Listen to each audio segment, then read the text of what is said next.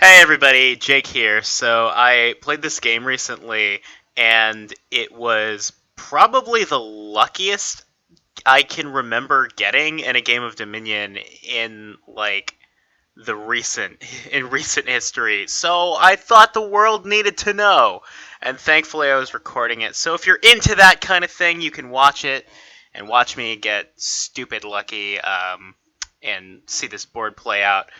Maybe you enjoy that. I believe it's called Schadenfreude. Anyway, so this board is all about drawing a bunch with scrying pool and city quarter, getting really action dense. You can't trash, so you just have to draw through it all with city quarter, scrying pool, and eventually you win the game by playing kings, courts, and inventors. But that comes after this, and in the middle, you've got this ghost ship to deal with is, of course, a bit of a thorn in your side. So I do open gear scheme, I believe, or do I? Yeah, and I obviously you want to be getting the scrying pools, but I don't think you need them so early. Um, I mean, like they do a lot for you over the course of the game, but I don't know what they do. Oh, I go scheme inventor or gear inventor. Yeah. But I'd rather have the inventor to start getting action dense, and of course the schemes are going to be quite good because you're not going to have too many. Uh, uh, you're going to have a few key control cards that you want to top deck. I get the Necromancer, deciding it's going to be easiest to thin and most productive to thin with Necromancer now. So, I mean, I'll get more value out of that. Decide it's time for the potion. By the way, I'm like almost mad that I won this because you're going to see me make a lot of really silly mistakes throughout this game and just not get punished for them. Okay, so even though have even though I waited a shuffle to get the scrying pool, I am just less than a turn behind him in terms of getting the scrying pools. Okay, so time to just gain an action here. Probably a scheme. I don't think more terminals in the deck are good. So good. I recognize that. But I know I need to draw, but I know I need to attack the opponent. So yeah, I'm still over terminaled at this point. I don't know why I schemed the inventor. I know I have more terminals coming up in the shuffle. Whatever. So maybe the gear was a bad idea in the first place. You could make that argument. So I defend my. Oh, I skip his scrying pool with my scrying pool. I defend my getting of the ghost ship just because the attack is good. Okay, so I've got the potion, and I do. Yeah, so the second gear was certainly a gear too many. You can argue the first one wasn't even doing enough to warrant the terminal space in the deck. Maybe it should have been either scheme or something like that. I would think that pilgrimage would come up here as well. It doesn't in this game. The opponent now gets the ghost ship. And this is exactly the very first time that I draw the ghost ship. I draw it with two schemes. So that's quite good. That guarantees me 3 turns of ghost ship coverage. A lot of that has to do with the fact that I got to be first player here too. So in the midst, I'm going to be slowing down his cycling just by virtue of these 3 ghost ship plays are slowing him down more than a full turn in terms of just shuffling his deck and seeing his cards, because he's top decking a total of 6 cards just because I'm going to be playing this ghost ship on him 3 times. Yeah, and I caused this terrible shuffle that I didn't really need to, I don't think. If we go back, I don't know if it's worth going back and looking at that, but I don't. The shuffle's not that great, but I'm going to draw through a lot of it. So, and I have the schemes to make causing suboptimal shuffles a little less painful. And now the opponent has a ghost ship too. So at some point we're going to be wanting to look at that. Of course, it's going to be a while before he sees it because I'm slowing down his shuffle so much. with my subsequent ghost ship plays. And yeah, we're scheming the ghost ship again. And of course, like there's always the chance I draw more schemes and get to keep scheming the ghost ship and just guarantee.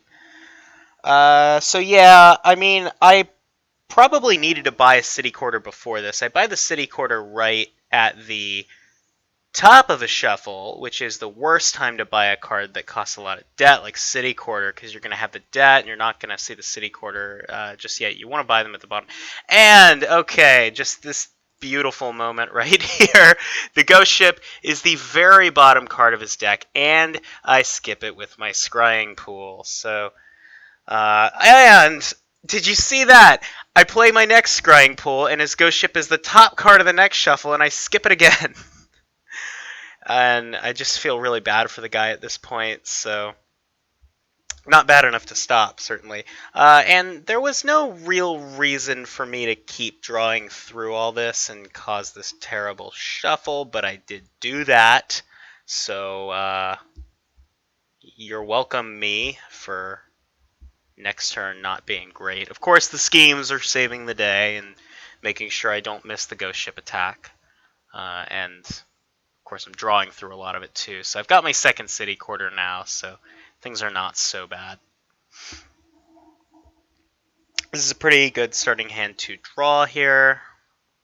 And yeah.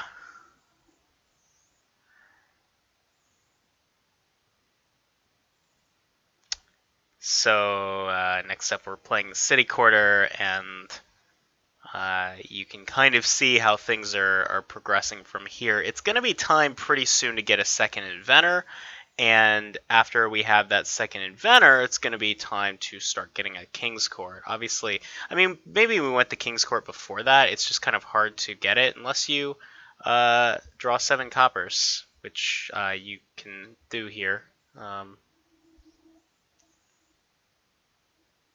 And I think that I gain an inventor with this inventor and draw it, or do I gain a scheme? Yeah, so I gain the scheme because this, even though I drew my deck and overdrew it, when you're overdrawing with things like City Quarter and Scrying Pool, a little bit of either redundancy is good to have, like extra of them, or the schemes are quite good as well, just because they can really help your starting hand be what it needs to be. Of course, getting Ghost Ship attacked mitigates some of that, especially if you get Scrying Pool attacked right after the Ghost Ship attack. But I'm just not really worried about that. Maybe I should be. And, you know, at this point, this is kind of all she wrote. He can certainly come back, but, you know, these games are really snowbally when they involve things like King's Court and Inventor and Ghost Ship and Scrying Pool. Really just this whole kingdom, right? Alright. Doesn't seem like crazy that I'm going to draw the deck this turn either. So we're going to play the City Quarter to draw a billion cards, gain something with the Inventor, and then draw these things with my schemes. I gained a second Inventor, it looks like. Gonna need to gain another City Quarter if I want more terminal space, but get that third inventor. Not sure why I get that third inventor, because I'm going to want to play my ghost ship to keep the pressure on. I think that's more valuable than anything else. So that was bad. But I do play the ghost ship on him, and this turn I'd be buying a King's Court, and at some point... You know, I said Pilgrimage would be really good here, but it's not gainable. And unless you're in debt and you hit like less than 5 or 7, yeah, I guess maybe you don't get Pilgrimage here. Right? Because like the thing that's limiting you is the buy for it. And I mean, when you're drawing your deck, the immediate impact of seeing the card that you just bought is going to outweigh the extra gains from the pilgrimage most of the time, I'd say. So, of course, it's certainly not guaranteed that I'm going to draw my deck this turn, because, I got Ghost Ship attacked, and I think I got Scrying Pool attacked as well. But I might draw the deck anyway, and I honestly don't care. So maybe you can kind of see this coming, but the opponent does resign at this point. I play my King's Court, and pretty much immediately he hits the resign button, which seems appropriate, right? Like, King's Court is that kind of card sometimes. But anyway, so I hope you enjoyed this horrible, lopsided game of Scrying Pool and Ghost Ship and all kinds of weirdness. And man, if you enjoyed this, you're engaging the darker part of your psyche. Well, till next time.